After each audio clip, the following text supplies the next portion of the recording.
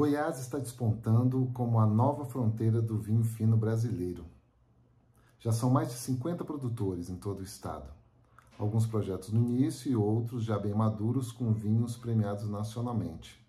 Uma história que começou já faz um bom tempo, com alguns pioneiros que apostaram suas fichas na produção de vinhos finos no Cerrado Goiano. Essa é a primeira de uma série de entrevistas com produtores e outros profissionais que estão transformando a região num promissor polo da vitivinicultura brasileira.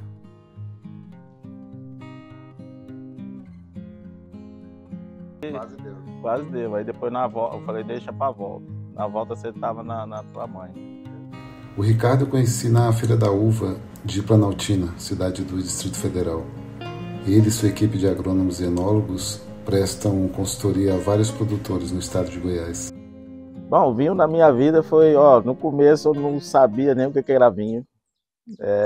Minha bebida, cerveja, cachaça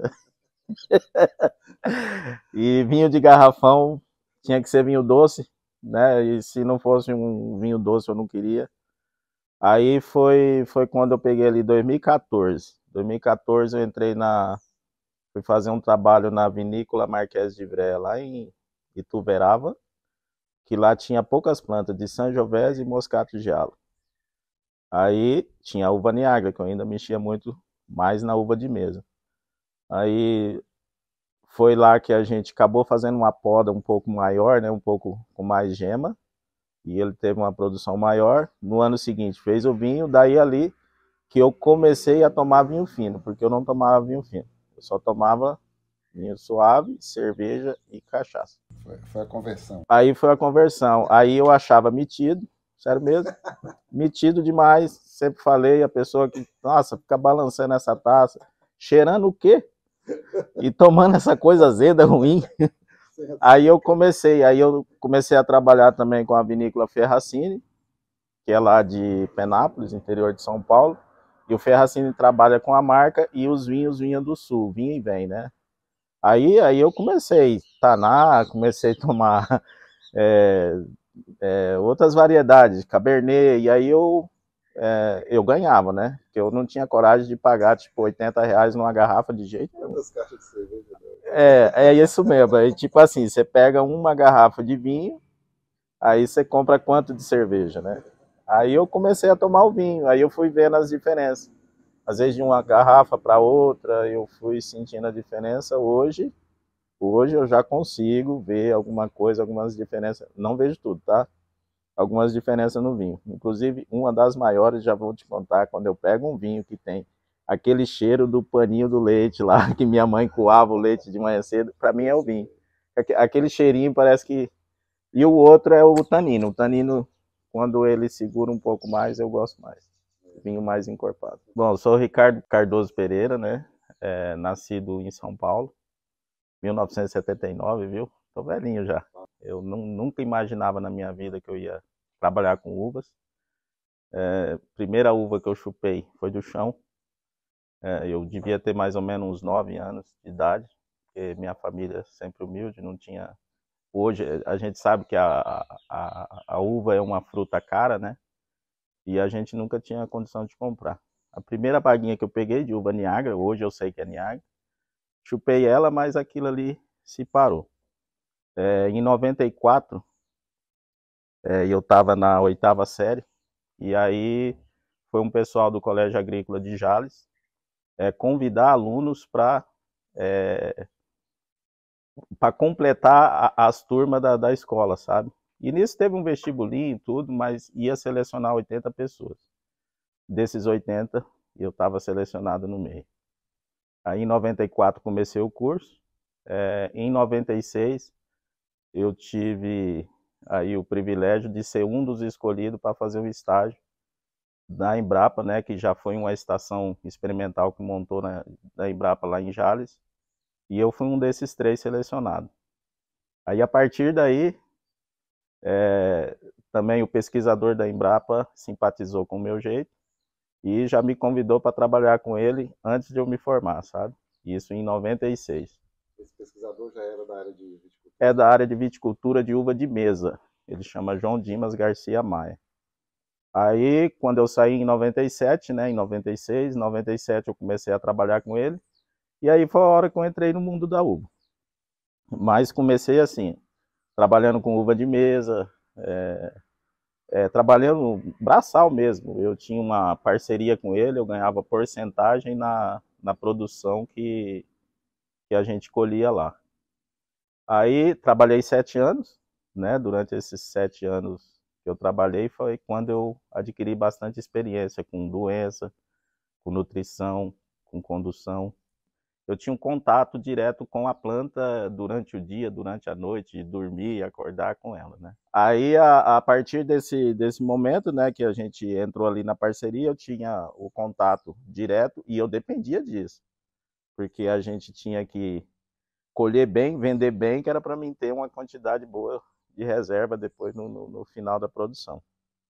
E aí, durante esses 7 anos, aí eu fui adquirindo a experiência de controlar a doença, né, controlar fungos, a parte de nutrição e também de qualidade de cacho, tamanho de baga, essas coisas, tudo eu aprendi ali no dia a dia, usando hormônios, usando adubações, épocas do ano, tudo isso aí eu fui vivenciando, fui vendo, aí se criou aquela paixão pela uva, sabe? Mas aí vem a hora dos vinhos, né? Que aí, depois desses 7 anos, eu saí da parceria com o pesquisador. Esses 7 anos era São Paulo ainda? É São Paulo, Jales. O pessoal já estava usando a dupla poda ou era um anterior? Não, já sempre usava e sempre usou. Só o Rio Grande do Sul que se faz uma poda no ano. As outras regiões do país, todas elas têm que fazer 2 podas, sabe? A dupla poda, vamos falar assim, dupla poda porque são 2 podas anuais. Isso sempre existiu, né? Vamos falar assim que no vinho hoje, no vinho de inverno, a gente foi inverter a colheita. Em vez de fazer a colheita no verão, aí a gente faz no inverno. A do verão a gente descarta, jogaria fora, e a do inverno a gente colhe. O ciclo anual, vamos falar assim, tirando o Rio Grande do Sul, que é uma poda só, que normalmente o Sul faz uma poda ali em agosto, já no final do inverno, as outras regiões do país, todas elas fazem 2 podas no ano. Aí o que eu falo assim, ó, nós fazemos aí, tipo, mês de março, nós faz uma poda um pouco mais longa, deixando os cachos para ser colhida em agosto. E quando é setembro, a gente faz uma poda curta, somente para formação de ramo, e se ela soltar algum cacho, a gente dispensa, a gente descarta e joga eles fora. É isso que tem acontecido, assim, só para esclarecer. São 2 podas, dupla poda porque são 2. Mas vamos falar assim, que a charada maior do vinho foi inverter essa colheita, né? Em vez de colher ela no verão, colher ela no inverno. E que aí quase todas as regiões do país tem chuvas, né? Vamos falar assim, tem umidade. Com isso tem mais acidez, menos brix, e aí para o vinho não seria muito bom. Aí a região sudeste, que começou lá, né? Sul de Minas ali, que iniciou. Aí se falando em centro-oeste, o Dr. Marcelo, né? Marcelo de Souza, em 2005, iniciou o plantio dele. Com 5 variedades. Tempranilho, Syrah, Barbera, Sangiovese e Merlot. Até que depois, no início, ele desistiu da Merlot e da Sangiovese. E permaneceu com as outras 3. Mas por quê? Eu falo que naquele início dele, ele como pioneiro, ele sofreu bastante, né? Por deixar a planta sofrer já desde o início. Aí você pega uma Merlot que é de baixo vigor, então como ele não deu nutrição a ela, ela se perdeu, ela nem não se formou a planta. Como ela ficou niquilada, pequena, ele descartou ela. Aconteceu o mesmo com a Sangiovese, não sei se foi por falta de manejo, ela também não desenvolveu, aí ele descartou. Aí as outras ele permaneceu, foi insistindo, sempre me ligava, tá? Aí quando foi ali por 2008, mais ou menos, acho que já lá pro 3º, 4º ano, aí ele passou a usar uma coisa que a gente está usando agora que serviu muito para o desenvolvimento da região. Foi trazer algumas coisas da nutrição da uva de mesa para a uva vinícola. Mas isso no início, tá? Depois a gente usa um equilíbrio e deixa a planta trabalhar normal, igual deve ser. Bom, adubação e manejo, né? A região centro-oeste aqui, hoje a gente usa a muda de raiz nua com data marcada para plantio, tá? Ela seria ali pegar na segunda quinzena de agosto e ir até dia 10 de setembro no máximo. As uvas plantadas mais tardia já se perde um ciclo. Vamos falar assim que por causa de 30 dias de plantio, você perde um semestre, entendeu? Então assim, a gente segue à risca isso.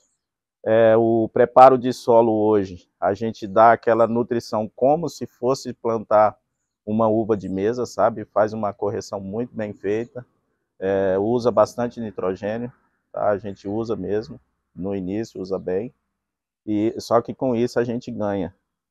No primeiro ano, segundo ano, a gente deixa a planta definida, sabe? Com os esporões já tudo certinho, né? Bem formadinha, e aí já coloca ela para produzir do segundo para o terceiro ano. Tem o preconceito, né? Que aí fala mesa, mesa, mesa, mas a gente pegou a adubação, umas coisas da uva de mesa e trouxe para cá. No começo eu fui escorado na parede, viu? Fui escorado na parede, só que agora todo mundo está aí tratando, jogando 20 toneladas de esterco de galinha por hectare para formar a planta, mas no começo eu fui questionado. Esterco de galinha é criticado, hein? Era, mas foi isso que fez a gente formar os vinhedos mais rápido. Mas isso é só no período inicial. Só no inicial. Não, só inicial. Isso aí é que... Continuar não é bom, né? Não, não, jamais. Aí é potássio mesmo, cara. Nós não usa potássio em nada. Nessa época do Dr. Marcelo, que foi o pioneiro, você já estava atuando aqui então nessa região. Isso, aí eu cheguei aqui em 2004, Vanderlei Zimmermann, lá de Planaltina, DF, sabe? Mas ele me procurou para o plantio de uva de mesa, uva Niagara. Aí chegou a 17 hectares lá, a gente ajudava ele, conduzia. Inclusive ele ficou ali de 2006, mais ou menos, até 2014, abastecendo o Carrefour e o Pão de Açúcar de Brasília anualmente. Então a gente tinha que ter uva o ano inteiro. E aí nessa parte foi quando eu estava junto com ele e fui ficando conhecido na região, né? Porque ele tinha muitas visitas lá. O Dr. Marcelo também começou a ter mais visita por causa do vinho Intrépido, né? Que saiu e surgiu e ficou muito bem falado. E aí meu nome sempre no meio. E nessa época você já tinha a Provites? Como é que a Provites nasceu? Aí a Provites nasceu a partir ali de 2020. Eu já pensei em montar ela, porque eu senti que a região estava crescendo demais. Eu estava sendo chamado, igual está ainda hoje, a todo momento. E eu senti que eu não ia dar conta mais, né? Eu falei, eu vou ter que montar a equipe para começar a ramificar para dar conta de atender todo mundo. Aí, quando foi nesse ano de 2022, aí eu criei a Provites. Aí hoje eu já tenho a Débora Chitolina, né, que trabalha com o quarteto, faz parte dessa equipe, foi uma das primeiras que começou comigo. Tem o Thomas, que hoje cuida do condomínio Engenho das Lajes, que faz parte comigo.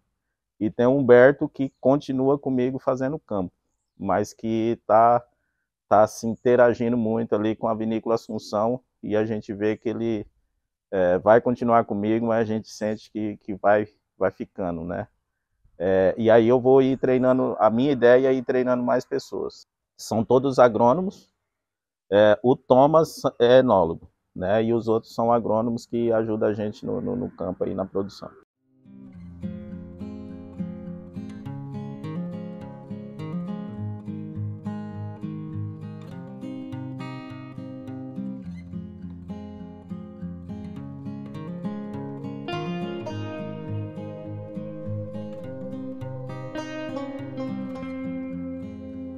Hoje, quantos produtores a gente já tem em Goiás e quantos desses produtores já estão vinificando? Então, ó, Goiás, vamos falar assim que eu fecho o olho aqui, nem não faço conta, senão eu vou ter que falar o nome deles todos, mas eu vou colocar 50. Hoje já tem 50 produtores, alguns com 1 hectare, 2 hectares, meio hectare, mas nós já temos 50 produtores aqui dentro. Inclusive 10 está num lugar só, que são os 10 integrantes ali da Vinícola Brasília. Aqui é o vinhedo do quarteto, fica em Águas Lindas. Essa variedade aqui é a variedade Sauvignon Blanc, tá no porta-enxerto Paulsen 1103. O plantio aqui foi 2022, tá? 2022 não, 2021, setembro de 2021.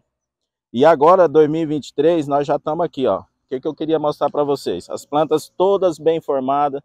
1, 2, 3, 4, 5, 6, 7, 8 esporão. Tem até um sobrando aqui, que deve ser esse, nós vamos retirar ele.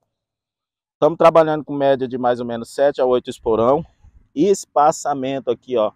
Olhando aqui, espaçamento entre planta, trabalhando com 1 metro. Se colocar aqui o meio, esse meio nosso, a gente está seguindo um padrão de 2,5 metros entre uma linha e outra.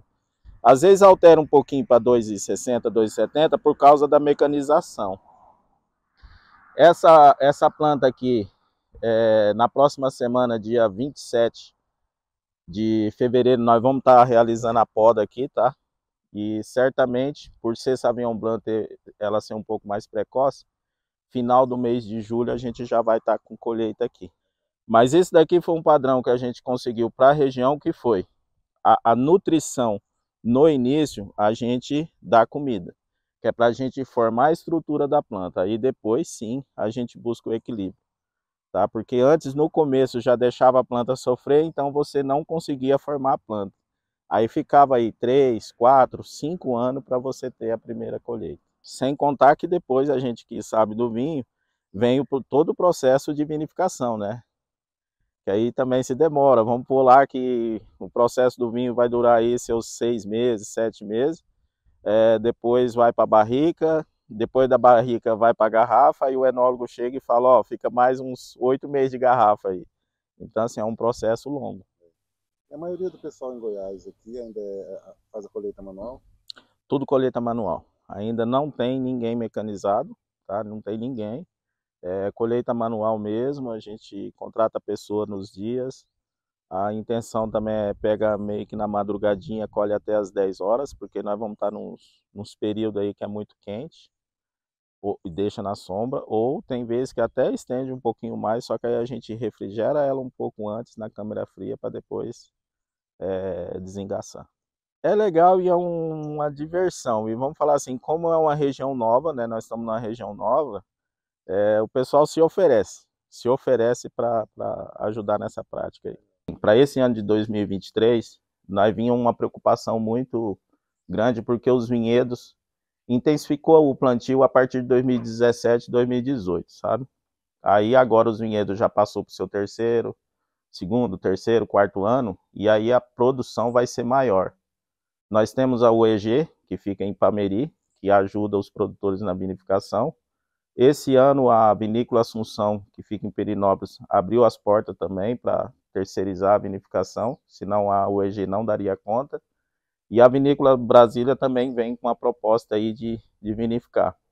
E já tem a de São Patrício lá, Monte Castelo, que também acho que a partir do próximo ano, 2024, também vai abrir as portas para a vinificação. É um processo mais caro, tanto pela estrutura para montar, os equipamentos para montar, um enólogo para ficar, e a manutenção, né, ali, e também até a parte burocrática, que seria o mapa, né, o registro no Ministério da Agricultura, que tem que sempre estar dentro das normas, até que a gente pede ajuda a isso. O certo seria sei lá, o pessoal que vai olhar, e olhar antes, e passar tudo para a gente, o que a gente tinha que seguir de norma para construir. Agora, depois que está pronto, aí a gente tem que desmanchar, fazer novamente. Isso aí alonga para nós, né? Dificulta demais. Se a gente tivesse em mãos o que era para fazer sem errar, logicamente a gente ia errar pouco. Se tivesse que desmanchar uma coisa, desmancharia pouco. Agora, o difícil é você estar com a estrutura toda montada, aí um ralo está errado, a posição de uma coisa está errada, aí você tem que quebrar toda uma estrutura, fazer de novo.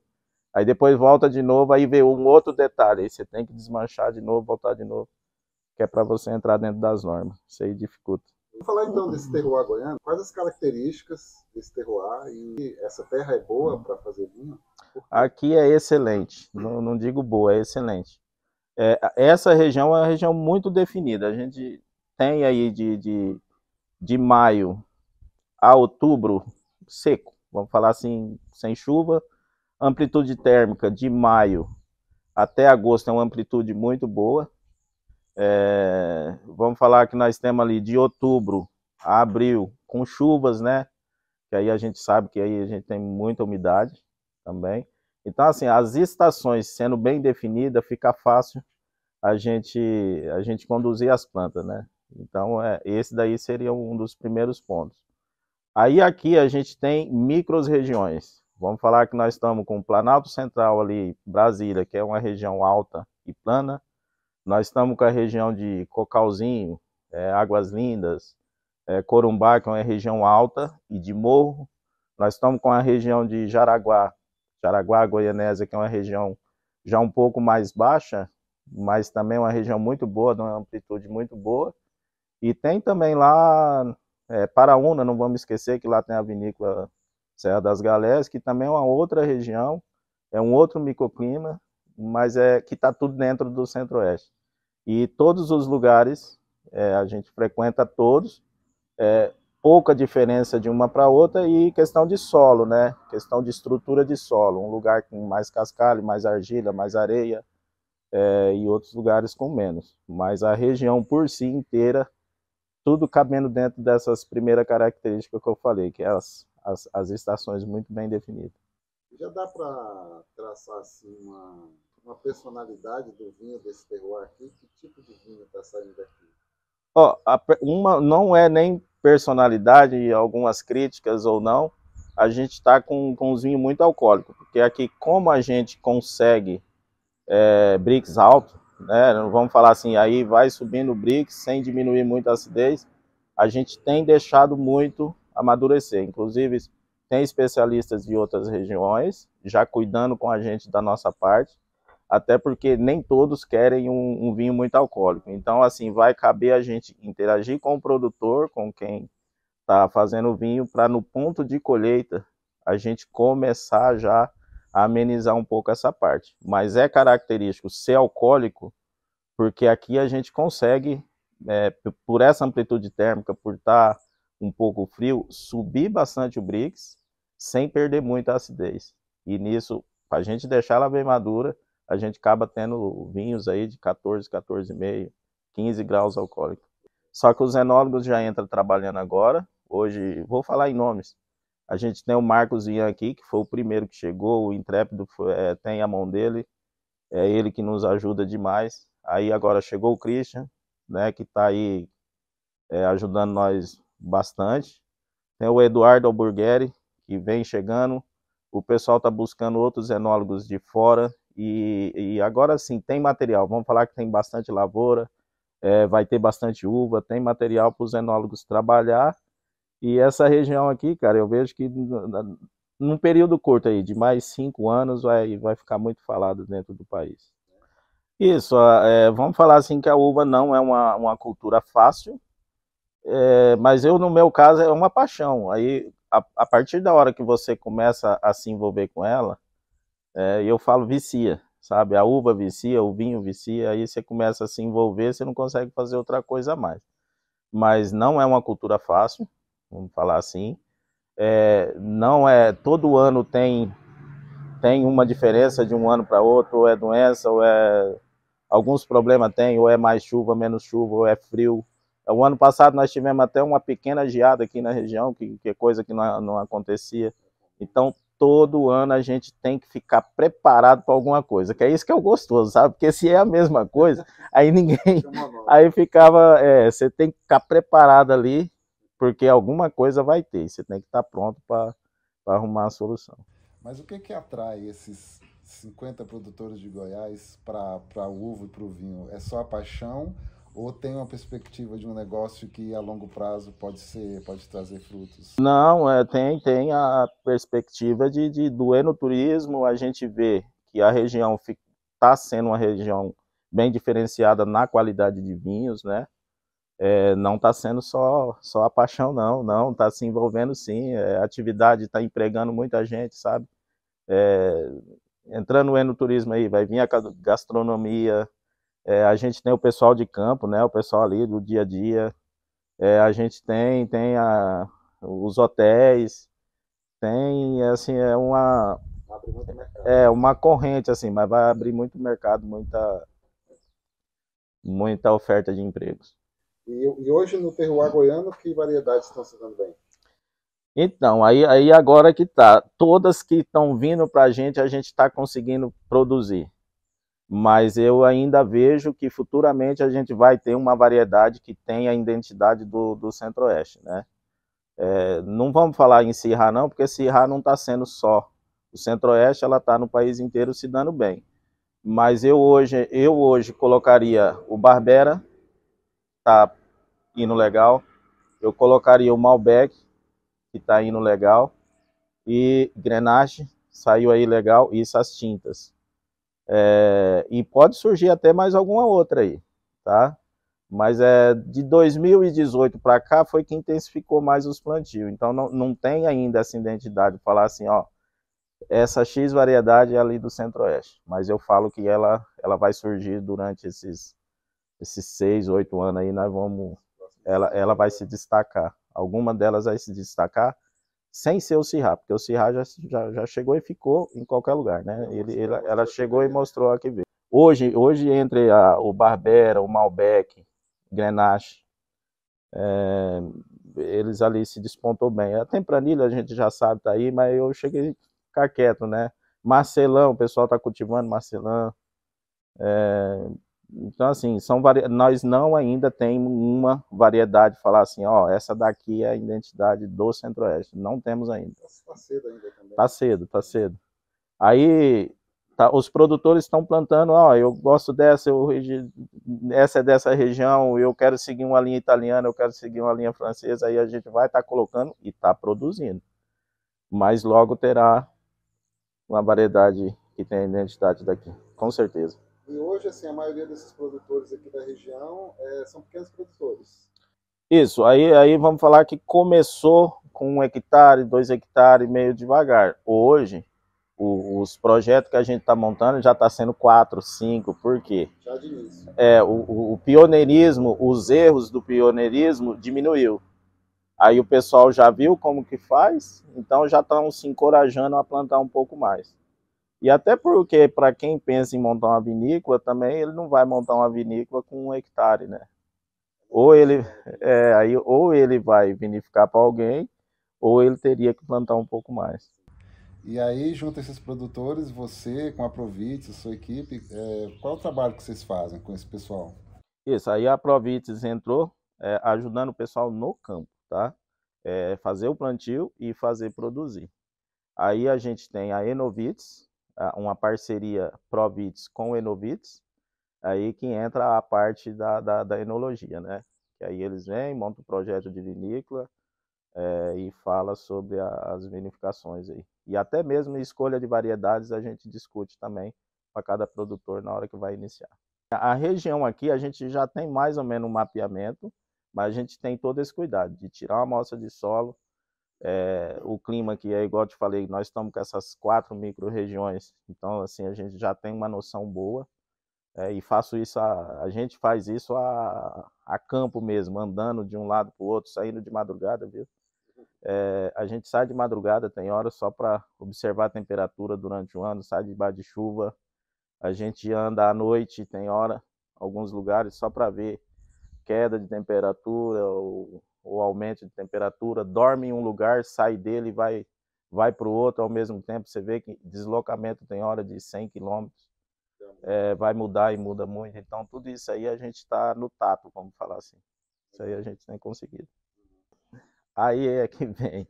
Aí vem a parte da comercialização. Então tá, estamos chegando aí, ainda mais esse ano, ó, o ano de 2021, 2022, foram tido aí uma produção até mais ou menos. 2023 vem vindo para, que eu falo que é o ano que a gente vai produzir bastante.